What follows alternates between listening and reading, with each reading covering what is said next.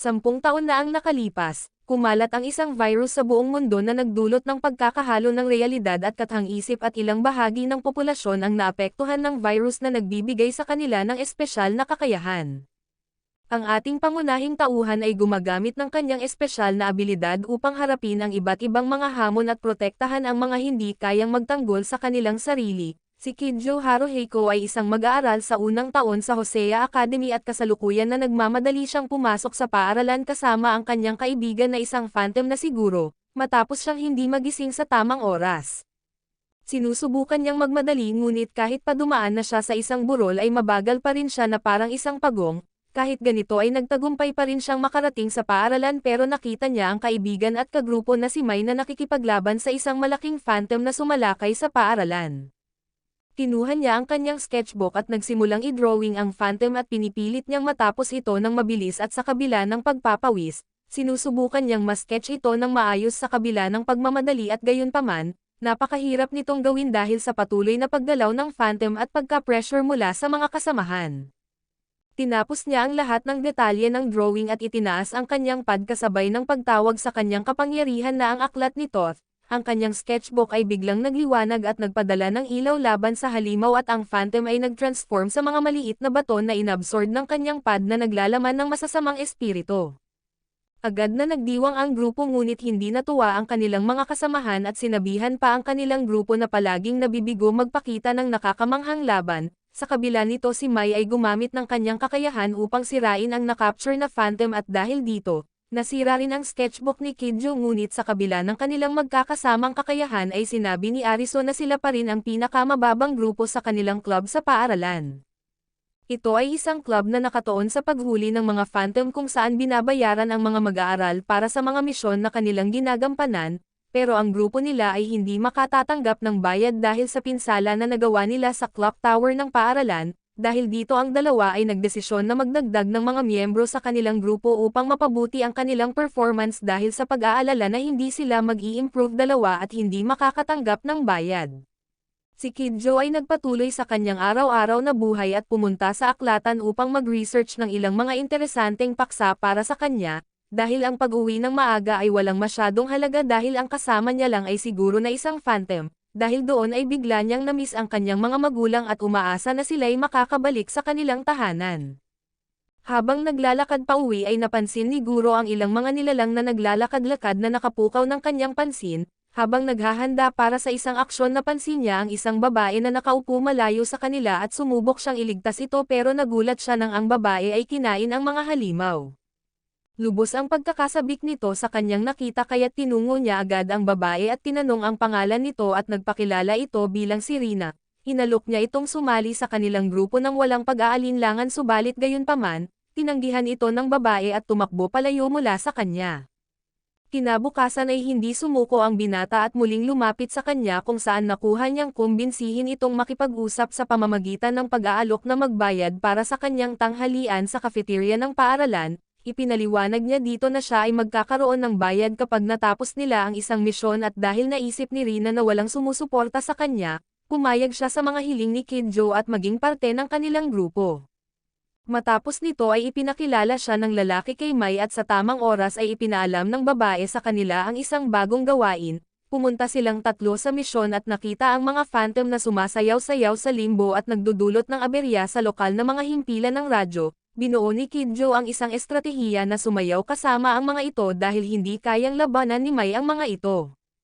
Natuklasan nilang ang mga nilalang ay naghahanap ng respeto mula sa tao at nagtagumpay ang tatlo sa kanilang unang hakbang pero nagiging mas mahirap para sa kanila na makaraos habang lumalapit sila sa mas makitid na mga cable. Sa isa sa mga pagsubok ni Kidjo siya ay nadikit at nakuryente na dahilan upang maiwan na lamang si Mai sa laban. Ang dalawang kagrupo ay lubos na nag-cheer para sa kanya at sa wakas ay natalo nito ang mga phantom subalit ng oras na para ikulong ang mga ito, nagulantang ang lalaki dahil nakalimutan niyang bumili ng bagong sketchbook kaya sinabi ni Rina na siya na ang maglalapat ng selyo sa mga kalaban at ito ay kinain niya. Sa kanilang pagbabalik sa akademya ay nakatagpo sila ng isang babae na hindi kilala ni Kidjo kaya tumigil siyang pansamantala sa hagdanan at tinignan ang babae habang ito'y naglalakad palayo. Matapos nito ay nagpatuloy sila at napagtanto ng binata na ngayong sumali na si Rina sa grupo. hindi na madalas nakakailanganin ang kanyang kakayahan sa paglalapat ng selyo at posible na siya ay tanggalin sa grupo. Iniisip niya na kailangan niyang mapabuti ang mga kakayahan dahil bukod sa kapangyarihan niyang maglagak ng selyo, mayroon din siyang kakayahan na magtawag ng mga phantom. Bukod dito ay natuklasan din niya na ang babae na kanilang nakita sa akademya ay si Koito na isang malakas na solo phantom hunter. Nang makasalubong muli ay masaya niyang binati ang babae subalit siya ay binaliwala nito habang nakikipag-usap si Rina sa kanya sa pasilyo. Maya-maya ay tinawag ni Ariso ang team nila at binigyan sila ng bagong gawain kung saan ang kanilang grupo ay kinakailangang makisama kay Koito habang nilalabanan ang mga machine phantom. Dumating sila sa lugar at kaagad itong nag-isip ng isang estratehiya upang malabanan ang mga ito matapos niyang matuklasan na nahihirapan ang babae sa paglaban. Matagumpay na sinira ni Mai ang speaker at sinabihan si Koito na ngayon ay oras na niya upang kumilos at habang tinatapos ng lalaki ang kanyang pag-drawing, si Koito ay nag-chant para makontrol ang lahat ng maliliit na phantom at si Rina naman ay kinain ang mga ito gamit ang kanyang kapangyarihan. Matagumpay na nasil ni Kidjo ang malaking kalaban at natapos nila ang kanilang misyon kung saan si Koito ay nagpa siyang umalis agad, habang sinasabi ang paghanga sa mga kasanayan ni Mai at Rina kaya't mas lalong nag-alinlangan ang binata sa kanyang sarili. Nagsimula siyang mag-isip at mas lalong naramdaman ang kawalan ng kakayahan sa halos lahat ng aspeto. Sinubukan niyang mag-isip ng isang chant kasabay ng pagguhit ng mga phantom upang tulungan sila sa laban at nagkaroon siya ng ideya na gamitin ang isang Marco Shoes, isang masamang demon na phantom na hellhound subalit nang isummon niya ito ang lumitaw ay isang tuta na may mga pakpak. Ilang araw pa ang lumipas at ibinahagi ni Rina ang kanyang mga problema sa dalawa, inamin nito na ang kanyang mga magulang ay mahigpit at hindi sumusuporta sa ideya ng pagiging isang phantom hunter dahil madalas siyang umuuwi ng gabi. Sinabi pa ng babae na namimiss niya na ang kanyang kapatid na tumakas mula sa kanilang tahanan dahil sa ugali ng kanilang mga magulang at sumagot siguro na baka kontrolin ito ng mga phantom. Si Koito ay biglang sumulpot habang kinakausap ang grupo at ibinunyag na ang bus na sinasakyan niya pauwi ay isang phantom. Pumunta ang grupo sa bus stop at hindi nagtagal ay may dumating at sumakay si Rina kung saan madali itong hinabol ni Kidjo upang pababain ngunit parehas silang na-trap sa loob. Nagulat siya nang makita ang babae na parang wala sa sarili at nakatitig sa kawalan kaya nagmasid siya sa paligid. Maya-maya ay ibinaba sila ng bus sa harap ng isang bahay kung saan pumasok ang babae habang siya ay nakatingin dito. Naririnig niya rin na binabati ng babae ang mga tao sa loob ng bahay na tinukoy niyang kanyang ina at ama. Napagpasyahan niyang pumasok at nagulat nang makita ang mga nagsasalita na kuneho at nang kumain siya ng kanin na ibinigay sa kanya. Biglang lumitaw ang mga tainga ng kuneho sa kanyang ulo at siya'y na-hypnotize din katulad ng nangyayari sa babae. Maya-maya ay naibalik ang kanyang kamalayan habang nasa loob ng bus at nang magising si Rina ay na-teleport sila at napunta sa harap ng bahay nito. Tiningnan ng lalaki ang oras sa kanyang cellphone at napagtanto niyang bumagal ang oras habang sila'y nasa loob ng sasakyan. Kinabukasan ay ipinaliwanag ni Koito na sila'y na-hypnotized matapos kumain ng pagkain at napagtanto nilang nilalaro ng phantom ang damdamin ni Rina. Bumalik sila sa bus stop at ito'y nagpakita tulad ng inaasahan at agad na kinuha ng lalaki ang kanyang sketchbook at nagsimulang mag-drawing ngunit muli itong napasailalim sa hypnosis. Nagtagal ang binata sa loob ng bahay ng mga kuneho at nang pumasok siya sa banyo ay doon lamang nabalik ang kanyang kamalayan at napagtanto ang sitwasyon. Tinawag niya ang babae na sumama sa kanya sa banyo at sinubukang gisingin ang kanyang kamalayan, ngunit siya'y patuloy na nasa ilalim ng hypnosis at nagsasabing siya ay kapatid nito, at nang wala nang maisip na paraan ay bigla niya itong niyakap upang bumalik ang kanyang pag-iisip. Nagtagumpay siya subalit dahil sa kahihiyan at pagkagulat ay hinagis siya ng babae sa toilet. Pagkatapos nito ay pinaliwanag ni Rina sa labas ng bahay na ang mga phantom ay naglalaro sa damdamin niya at itinuturing niya itong isang tanawin na matagal na niyang inaantay. Bigla ay nalipat sila sa ibang dimensyon kung saan ipinaliwanag ng pamilya ng kuneho na sila'y nilikha ng kanyang pagnanais na magkaroon ng normal at suporta ng pamilya. Ngunit ngayong natuklasan na niya ang katotohanan sila'y mawawala na at ibinigay ang pagpipilian na sumama sa kanila at maging tunay na anak at magkaroon ng masayang pamilya. Naiiyak ang mga mata ng babae habang walang malay itong naglalakad patungo sa kanila kahit pang alam niyang hindi na siya kailanman makakabalik. Sinusubukan itong pigilan ni Kidjo at habang hinahabol ang babae ay nadapa siya kaya dito ay sumigaw siya. sinasabi na alam niya kung ano ang nararamdaman nito at ipinaliwanag na ang pag-abandona sa kanya ng kanyang ina at pag-alis ng bahay dahil hindi sila magkasundo ng kanyang ama ay katulad ng nangyari sa kanyang kapatid. Idinagdag pa niya na wala siyang totoong ugnayan sa kanyang ama ngunit hindi siya tatakbo palayo dahil siya ang taong palaging maghihintay sa pagbabalik ng kanyang ina. Sumigaw ang lalaki ng may mas higit pang emosyon at binanggit kung gaano kasakit ang mararamdaman ng kanyang kapatid kapag umuwi ito at hindi na makikita ang kanyang nakababatang kapatid. Tumigil si Rina sa paglakad at nagsimulang manginig ang kanyang buong katawan habang ang luha ay tumutulo at sinasabi niyang naghihintay ang lahat para sa kanya. Mahigpit nitong hawak ang kanyang damit at unti-unti siyang humakbang paatras at humihingi ng tawad habang nawawala ang kanyang mga magulang sa harap ng kanyang mga mata. Bumalik sila sa tunay na mundo at tiningnan ni Rina ang mga bituin sa kalangitan na nangako sa kanyang mga magulang na magiging matapang siya. Matapos ng lahat ay natuklasan ni Kidjo na si Koito ay naging popular sa kanilang klase noon pero bigla na lamang nawala ng kumakausap sa kanya ngayon. Pinuntahan niya ito pagkatapos ng klase upang makipag-usap at habang sinusundan ito patungo sa kanyang destinasyon ay nagulat sila nang makita ang isang malaking phantom. Agad siyang sinabihan ng babae na umalis na subalit hindi nito magamit ang kanyang kapangyarihan dahil sa usok na kanyang nalalanghap, at dito ay tinulungan siya ng isang misteryosong babae na naglabas ng isang malaking teddy bear na lumaban sa phantom at sinuntok ito. Maya-maya dumating si Mai at tinalo ang nilalang sa pamamagitan ng isang sipa at pagkatapos mawala ng kalaban ay agad na sinuri ng binata si Koito kung ayos lang ito. Pumunta sila sa klinik at doon nakilala si Kirumi na ang babae na tumulong sa kanila kanina at ang kanyang teddy bear na si Albert habang ang dalawang babae ay nagtatalo kung sino ang dapat nagtapos ng phantom, at si Kidjo ay nakikinig lamang at patuloy na kinakausap ang batang babae. Pumasok si Ariso sa kwarto at inirerekomenda na magkaroon sila ng paligsahan para malaman kung sino ang unang makakahuli sa phantom. Ang mananalo ay makakatanggap ng premyo at napansin ng binata na nagtikom ng kamay si Koito habang nag-uusap sila, at maya-maya ay agad itong lumabas upang hulihin ang nilalang kaya't agad na sumunod ang lalaki para tulungan ito at habang nagpapatrol sila sa lugar ay nadama ng babae ang presensya ng kalaban at nagmadali itong pumunta sa kinaroroonan nito. Sumunod din ang lalaki at nakita na nahihirapan siya sa paglaban kaya tinawag ang Marcosius upang tulungan ito subalit bigla ay nawala ang phantom. Pagtapos nito ay nagsalita ang babae at tinanggihan ang tulong ni Kidjo dahil desidido siyang hanapin ito ng mag-isa kung saan walang nagawa ang lalaki kundi sumang-ayon na lamang at pumunta kay Ariso at doon nalaman niya ang nakaraan nito. Binahagi ng guro na maingat ito sa pagsisil ng phantom na iyon dahil ito ay parehong nilalang na sumira sa kanyang relasyon sa mga magulang at mga kaibigan at sa pagkarinig nito ay agad na umaksyon si Kidjo. Pagdating niya kung saan naroon ang dalaga ay tinawag niya si Marcosius upang pigilan ang kalaban sa pagpatay sa babae at pagtapos ay tinulungan niya itong bumangon at sa tamang oras ay dumating si Mai at ang grupo. Gumuhit ang lalaki sa kanyang sketchbook at matagumpay na nilagyan ito ng selyo sa Book of Thoth habang ang iba ay umaatake rito.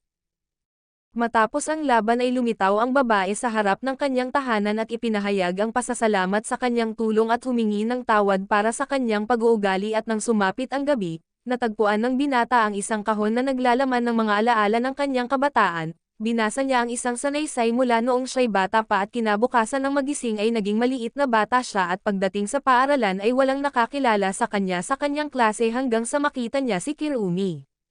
Dinala siya ng batang babae sa guro nito habang naghahanap siya ng tulong at pagtapos ay dinala muli siya ng kaibigan sa Phantom Hunting Club subalit nang tanungin sila kung kilala niya ang mga ito ay sumagot siya ng hindi, kaya nagsimulang inimbestigahan ng grupo ang tahanan ni Kidjo at natuklasang siya'y naninirahan mag-isa, kung saan sinabi niyang sanay na siya rito kaya tinalok siya ni Mai na pansamantalang tumira sa kanyang lugar habang hinahanap nila ang kasagutan sa nangyayari sa kanya. Habang naglalakad pa uwi ay may nakita siyang isang masayang pamilya sa parke at makikitang may pighati sa kanyang mga mata at sa gabi, natakot si Kidjo sa malakas na kidlat habang sila ni Mai ay matutulog na kaya lumapit ang babae sa kanyang kama at tinanong kung ito ba ay nagtagumpay sa kanyang mga suliranin dati sa buhay ng mag-isa lang. Sinabi niya na ang kanyang ina ay tumakas mula sa kanilang tahanan at ang kanyang ama ay palaging nasa biyahe dahil sa trabaho.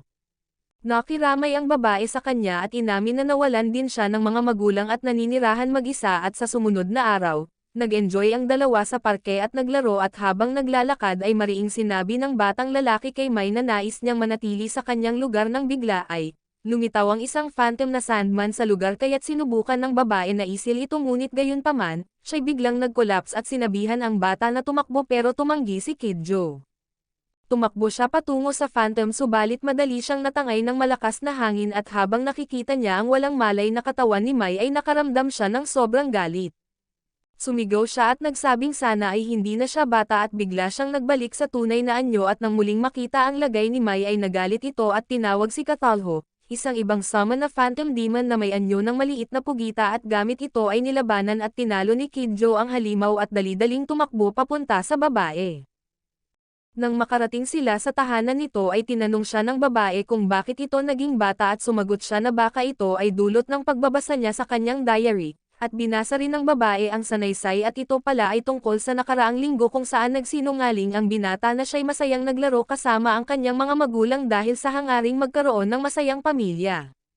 Pagkatapos ng lahat ay ibinalita ni Ariso sa club na ang mga estudyanteng may espesyal na kakayahan mula sa ibang paaralan ay ninakawan ng kanilang mga kakayahan ng isang phantom na tinatawag na Enigma, dahil dito ay binalaan niya ang lahat na laging magsama-sama at huwag labanan ang phantom na iyon. Kinabukasan ay natanggap ni Kid Joe ang isang tawag at narinig ang boses ng kanyang ina, nagkita sila sa parke at tinanong siya nito kung kumusta na siya at binanggit din nito na palagi niyang gustong humingi ng tawad ngunit hindi kumikibo ang binata sa karamihan ng mga tanong nito. Tumayo ang babae at nagpasalamat sa pagkakataon na makita siya ulit bago ito umalis subalit sa paglalakad nito papalayo ay nagbalik ang mga alaala niya noong bata pa siya. Ang alaala ay sa punto na nakita niya ang kanyang ina na umaalis sa kanilang tahanan kaya tinawag niya ito sa takot na muling maiwan at dali-daling pinigilan ang mga braso nito. Matapos ang pangyayari ay muli silang namuhay ng magkasama at lumipas ang isang linggo kung saan napansin ni Guro ang kakaibang sitwasyon, kaya kinausap niya ang grupo at nagsama-sama sila sa bahay ng lalaki para kumain ng hapunan. Sa gitna ng kanilang pag-uusap ay nagpaalam si Mai at pumunta sa hallway upang sagutin ang tawag ni Arison na nagsasabi na nawawala ang ina ng binata mula pa noong nakaraang linggo. Biglang dumating doon ang babae at inatake niya at sinuntok at dahil sa ingay ay agad na nagpunta doon ang lalaki at nang makita niya ang pangyayari, sinabi ni Mai sa kanya na hindi ito ang kanyang ina kundi ang Enigma na isang phantom na nakakakuha ng mga kakayahan ng tao at nagmamay-ari sa kanilang katawan. Dahan-dahan na lumalapit ang Enigma kay Kid Joe at sinasabi sa kanya na mahusay ang kanyang mga kakayahan ngunit mali ang paraan ng paggamit nito kaya kukunin niya na lamang sa lalaki ang lahat ng iyon. Tinangka ni Koito na iligtas ang grupo mula sa atake pero nahuli ng Enigma ang binata sa kanyang mga bisig. Dinala siya nito sa labas ng bahay at hinalikan niya ang lalaki at kinuha ang kanyang mga kakayahan na dahilan ng pagkawala ng kanyang malay. Pagkatapos noon ay lumabas ang Enigma sa katawan ng kanyang ina at bigla na lang itong nawala kaya agad nilang dinala ang katawan ng ina ni Kid Joe sa ospital at doon ay nakilala niya ang kasalukuyang asawa nito. Binigyan siya ng lalaki ng isang aklat na palaging tinitingnan ng kanyang ina at nagulat ito nang makita ang larawan nilang dalawa. Binanggit ng lalaki na palaging nais ng kanyang ina na puntahan siya at humingi ng tawad sa kanyang mga nagawa subalit palagi itong puno ng pagsisisi kaya't hindi nito naisipang bumalik at magpakita muli sa kanya. Habang sila ay magkakasama sa tahanan ni Kid Joe ay biglang nakapasok si Albert sa isang database server at natuklasan nila na ang Enigma ay isang phantom na nakaprogram, at maya-maya ay nalaman nila na ito ay lumitaw sa pasilidad kung saan naruroon ang kanyang ina at nagmadali silang puntahan ito. Nakita nila si Ariso at ipinaliwanag niya sa mga ito na ang layunin ng halimaw ay kontrolin ang mga phantom at pamahalaan ang sangkatauhan. Lumitaw ito sa harap nila at ang plano ay harapin ang lalaki ngunit pinigilan siya ni Mai at pinilit na manatili sa likod subalit hindi siya makatiis na mapanood ang mga kaibigan na unti-unting natatalo, kaya't sinubukan niyang salakayin ito ngunit nabigo siya at binago ng Enigma ang anyo at ginaya muli ang kanyang ina. At sa kanyang pagtangka na iligtas siguro ay natamaan siya ng pag-atake nito. Sa di kalayuan ay sumigaw si Ariso na siguradong may paraan para mabawi ang kakayahan ni Kid Joe at naniniwala siya na siguro ay isinilang mula sa kanya dahil sa kanyang mga kakayahan. Nalaman ito ng Enigma at nagnanais na agawin din iyon at ang grupo ay pinigilan ito muli upang magawa ni Guro at Kid Joe na hanapin ang pinagmumulan ng kanyang mga kapangyarihan. Nagtagumpay siya sa pagbawi muli ng kanyang mga kakayahan at habang sinusubukan ng lalaki na magtawag ng mga phantom ay agad na nagsummon din ang Enigma ng mga phantom na kanyang ikinulong. Sinabi ng lalaki na may isang bagay na hindi nauunawaan ang Enigma at pinaliwanag na bagamat ang kakayahan ay pareho ng kinuha niya mula sa kanya, bilang tao ay may iba siyang kakayahan kaya tinawag niya si Marcosius at Catalho sa kanilang orihinal na anyo bilang Hellhound at malaking pugita. Ang mga phantom niya ay sumalakay sa kalaban at nagtagumpay na saktan ito at dahil doon ay nainis ito at sumalakay sa kanya, subalit ang buong grupo ay nagkaisa at nagtulungan at gamit ang mga kakayahan ni Koito at Rina ay napigilan nila ito sa pagkilos. Agad itong sinil ni Kidjo gamit ang Book of Thoth at ang mga kristal na nabuo mula sa katawan ng Enigma ay agad dinurog ni Mai at tuluyang naging dahilan ng pagkatalo nito. Matapos ang lahat ng kaguluhan ay pumunta ang binata upang makita ang kanyang ina at agad silang naiyak nang magtagpo ang kanilang mga mata, sila'y nag-usap tungkol sa maraming bagay at dito ay naayos ang kanilang relasyon bilang mag-ina. At dito na rin natatapos ang ating recap, maraming salamat sa inyong panonood hanggang sa muli.